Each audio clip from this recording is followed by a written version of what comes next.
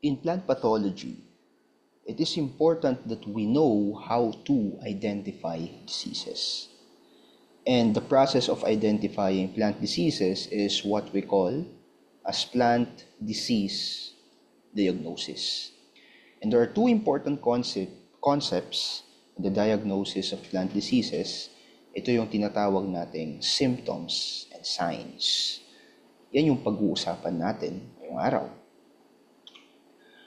Now, when you say symptoms of plant diseases, these are the visible responses of plants to an infection.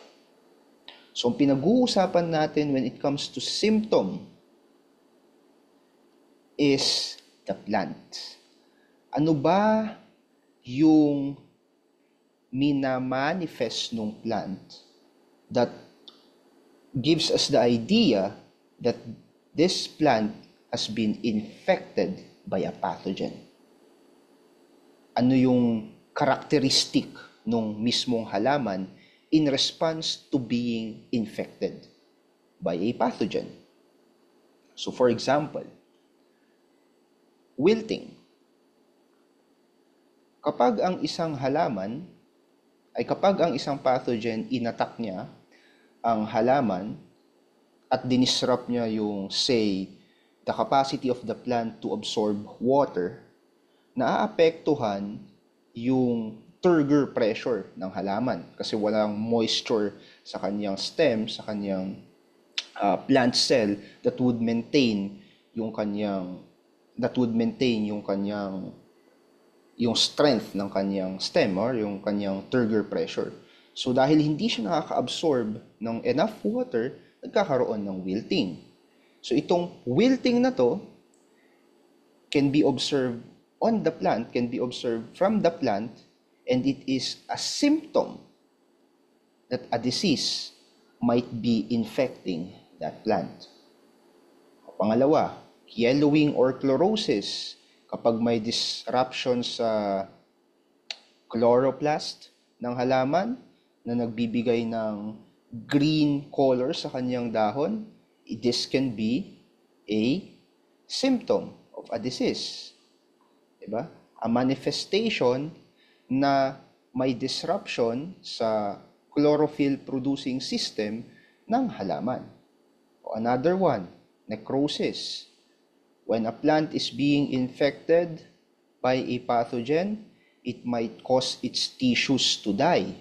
Kapag nangamatay itong mga tissues na to, it will produce black or dark spots, which we term as necrosis. And ito ay manifestation ng halaman from that disease. Okay? So ito ay manifestation ng halaman from that disease. So it is considered a symptom. The other term that we have is the sign.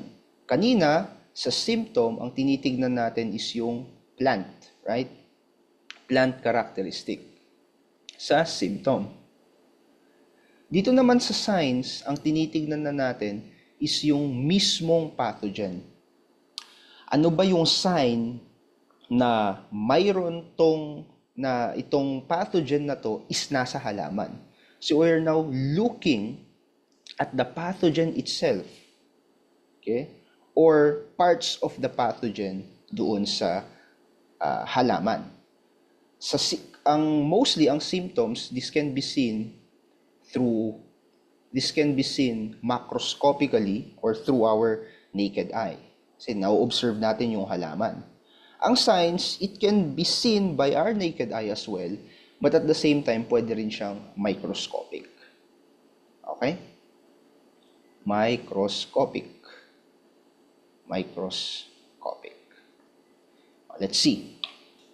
Ano yung mga examples? So for example, kapag nakakita ka ng mold sa halaman, okay? Kapag nakakita ka ng mold sa halaman, alam mong na parang, tawag to, fuzzy or woolly appearance, alam mong mycelium growth yan ng fungi.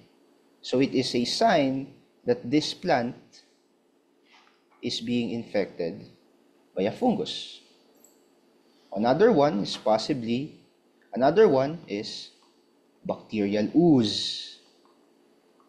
Kapag yung halaman mo is nabubulok-bulok na and it is producing something like an ooze, okay? Parang nagtutubig yung halaman, alam mong it might be caused by a particular bacteria like Pseudomonas or Erwinia or Xanthomonas, diba? Ito yung sinasabi kong example ng microscopic sign naman.